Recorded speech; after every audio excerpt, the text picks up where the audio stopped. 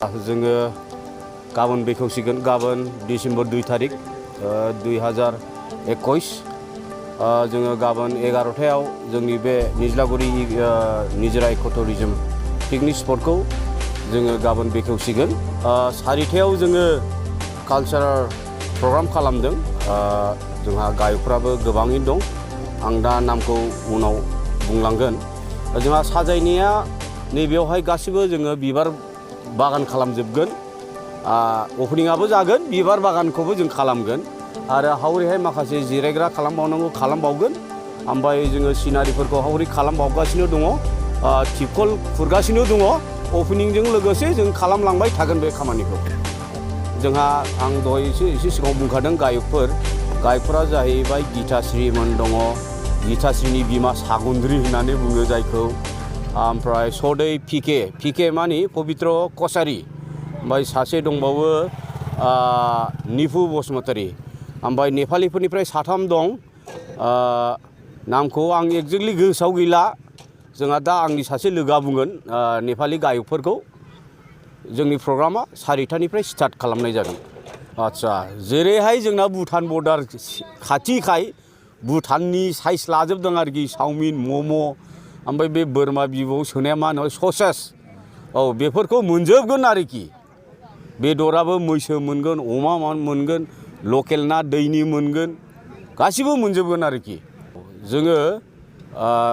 ओपनिंआवथ' जोङो टिकेटखौ लाया ओरै पिकनिक स्पट हास'नायखौ जेब्ला कालचार प्रग्राम जागोन जों सामायनो फिस लानानै जों खमैनो माने फिस लानानै जोङो सोनाय जागोन पाब्लिकफोराथ' जोङो खावलायदों नोंथांमोननि चेनेलजों लैहोर फैनानै जोंखौ मदद खालामफै नोंसोरबो फैग्राफोराबो फुरथि लालां जोंनि जायगाखौ नायलां गोजोन नोंसोरो फुरथि खालामनानै गोजोनलां जोङो बेखौनो कामना खालाम जोंहा काजोलगावनिफ्राय दावखोनानै बेंटलनिफ्राय थुक्राझारनिफ्राय डाइरेक्ट निज्लागुरि मोनफैगोन जोंहा गेट होखादों मोखाङावनो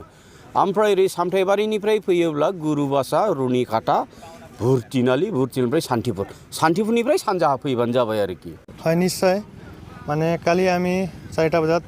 মানে সন্ধিয়া হা বুলি কয় না ইভিনিং কালচাৰেল নাইট বুলি কোৱা হয় মানে ইয়াতে আমি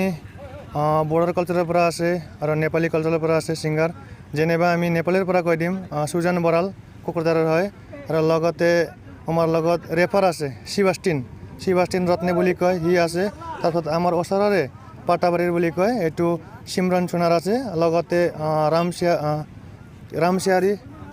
আৰু পবিত্ৰ পিকে বিভিন্ন ধৰণৰ সিংগাৰবিলাক আছে মোটামুটি 10-12জন সিংগাৰ ইয়াতে কালি আহিব আমি 11টা বজাত আমি ওপেনিং টাইম ৰাখিছোঁ ৰাইজ সকলো আহক আমাৰ ইয়াতে সাপোৰ্ট কৰি কিনে আমাৰ অলপ সহযোগ কৰি দিয়ক যেনেবা আমি ওপেনিং কৰিবলৈ আমাৰ ওচৰৰে ভিডিঅ' ছাৰক আমি ৰেঞ্জাৰ ছাৰক আমি মাতিছোঁ আৰু হি আয়া আমাক ওপেনিং কৰি দিব গেটটো নিশ্চয় মানে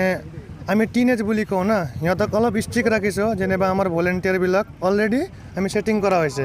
মানে টিনেজক আমি মানে বিয়া লাইনত আমি যাবলৈ নাদিম এইটো আমি ডিচিছন কমিটি সিদ্ধান্ত লোৱা আছে মানে আমি টিনেজক যেনে তেনে আমি পিকনিক স্পট বুলিলে পৰিৱেশ বিয়া কৰিব নালাগে যেনেবা চাফাই অভিযান এইটো আমাৰ কণ্টিনিউ আহিব